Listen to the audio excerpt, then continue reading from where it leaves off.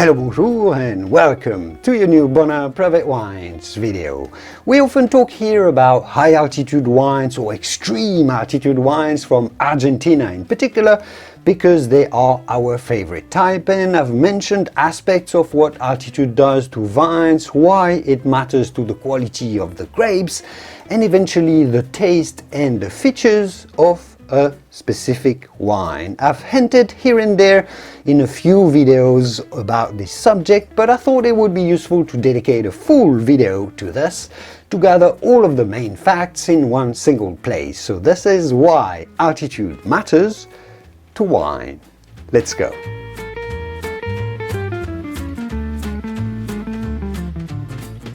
I think this fact we all already know about and probably agree upon. Altitude is just cool, or at least cooler. The higher you go, the cooler it gets relatively, and that's because as you increase elevation there is less air above you, thus the atmospheric pressure decreases, and as pressure decreases, air molecules spread out further, air expands and gets thinner, and that causes the temperature to drop. Simple basic fact. For this reason, as you're climbing, you lose 5.4 degrees Fahrenheit for every 1,000 feet up you go in elevation. This on its own explains a lot about the effect of altitude on your wine. In any given region, grapes at higher altitude will ripen slower and ripen less because it's cooler. Overall, they ripen less throughout the growing season, which will retain more acidity into the grapes, provide less aromas of ripe fruit and cooked fruit as well, less sugar too, therefore lower alcohol levels. All of this just because it's cooler up there. Because of this, you can also grow grape varieties that need less heat, like white grapes. As an example, there is an important wine region near Barcelona in Spain called the Penedès that makes a lot of wine. It goes from the low Mediterranean coastline to elevated areas at 2,500 plus feet above sea level in a matter of just a few tenths of miles, very close. In this area, they can therefore grow big, bold reds like the Syrahs or Grenache, but also zingy, crisp whites like Riesling in the altitude vineyards. So they can grow Mediterranean big reds and grapes that you would normally grow in Germany, for example. All of this within the same region. They can even make some really acidic and zingy sparkling wines there as well.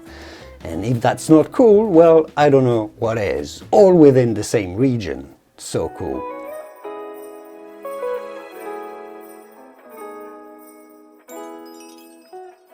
Beyond this rather obvious effect of altitude, a lesser known one and even more interesting effect of elevation is the result of a greater temperature variation between diurnal temperature, the temperature during the day, and nocturnal temp during the night. Because it's higher, there's less atmosphere above a site. Therefore, there's less clouds or fog obstructing sunlight to hit it, and therefore it gets hit harder and quicker during the day, and temperature rises very quickly when the sun rays starts to hit in the morning. For the same reason, temperature at dusk drops very swiftly and goes way down colder at night than in the plains because there is no clouds or humidity to retain the heat close to the ground. The result is that grapes can still ripen in altitude. You can still grow a big, bold Malbec that needs a lot of sun and a lot of heat to ripen fully, even at extreme altitudes, because there's abundant sun and heat during the day. But in the lower plains, the night temperature would still remain quite warm, which will, after a while, over an extended period of time over summer, slowly but surely eventually destroy a lot of the fresh fruit flavors in the grapes. All those aromas of fresh red berries, of blueberry, of zingy, red currant that the grape produces, if there's intense heat during the day and solid warmth during the night, all of those zingy fresh flavors get destroyed and replaced by heavier notes of raisin and dried apricots, the figs, all of those dried fruits, and so on. Now, if the temperature drops to cool temperature at night, which is the case at high altitude, those delicious fresh berry flavors found in red grapes or the zingy citrus for white grapes, for example, are preserved, and you'll find them, taste them eventually in your wine, because the cold in the night preserves them. At high altitudes, grapes ripen and get gorgeous and rich because abundant sun, but they remained vibrantly fruity as well. The best of both worlds.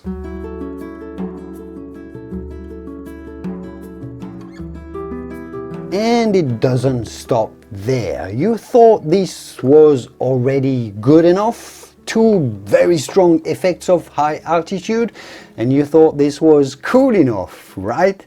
Well, add another effect of high elevation from an unexpected source, perhaps UV light or UV radiations. Because we're higher in the atmosphere, there's less air or thinner air, less dust as well, so there's more UV rays that hit the vines and hit the grapes. So to protect themselves against those UV rays that are pretty bad, that's why you put sunblock on your face when you go hiking in the mountains, well, the baby grapes protect themselves and they synthesize more tannins in the skin of the grape berries, forming a thicker skin, essentially with more tannic protection, more polyphenols. They even create more aromas and flavors as well within those thicker skins. So you have more tannins, more intense flavors, and they don't get cooked by the heat because it's cold at night. The acidity remains in there, and those concentrated fresh fruit aromas are preserved. How wonderful is that? This is how you end up with these outstanding extreme altitude wines, including from Argentina. There aren't many areas where you can actually grow grapes at such extreme altitudes as you can in Argentina, and those high sites are very remote, so they have not been exploited viticulture-wise very much in many places, which is why such wines are just so rare, and why every country does not produce such wines. This is a real treat from nature, pretty much exclusive to the Andes Mountains in South America. Those high altitude wines cost more to make because they come from such remote locations, but they are, if not better, as many think, including us, at least distinct and different. There are also some key advantages to altitude that I haven't mentioned here, but since we're making a complete video on the subject, well, we might as well talk about them, such as allowing to grow grapes at latitude or latitudes closer to the equator that would otherwise be too hot or humid for quality viticulture. Near the tropics, it's generally not good to make good wine. With altitude, you can do so more easily. Same for hot continental areas that get really hot in summer and where grapes would simply cook or raisin during the growing season. If it's a location that is high enough, even in arid areas, you can still grow quality grapes for winemaking.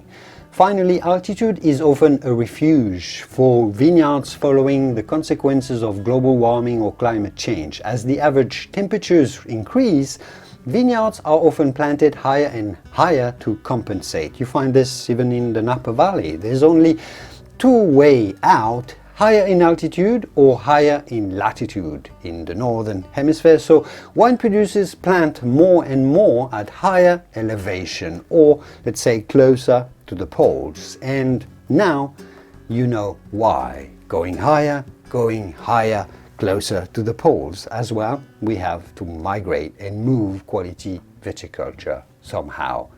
And now you know it all. Thanks for watching, and I will see you soon in the wonderful world of wine. Cheers.